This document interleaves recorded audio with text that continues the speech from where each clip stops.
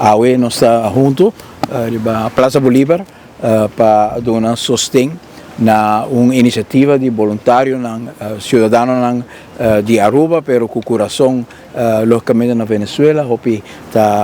estão com a nascer na Venezuela, pero tem hopi anos vivendo na Aruba, pero localmente com família e amistade na Venezuela, com preocupação hopi grande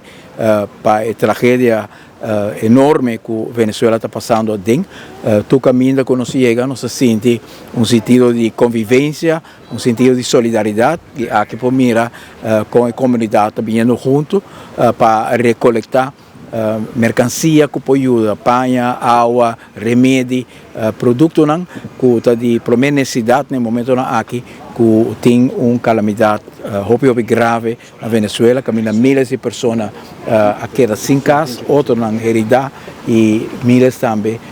que ainda está a buscar e outros não que perdem a vida tem a tragédia aqui. Essa aqui está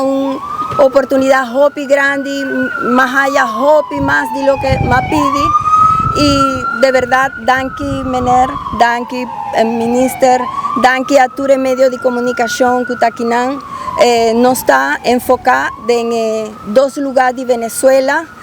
nos tiene una logística, un apoyo sorprendente, pasó una mesa a contactarme, una mesa a avisarme cómo me puedo ayudar. Es aquí está algo hopi grande, en Aruba y en Venezuela también. Machadanki nos está espera toda la gente que por bien,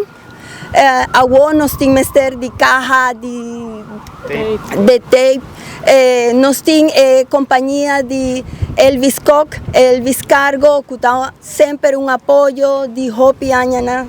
nan apoyarnos con labor humanitaria con Venezuela. Y nos espera para toda gente apoyar a todo el centro de acopio que tiene Aruba. Pasó, es aquí está un momento hopi duro para toda gente de Aruba mes, de Venezuela, tiene hopi pérdida, ese está algo que ningún gente quiere viva y machadanki.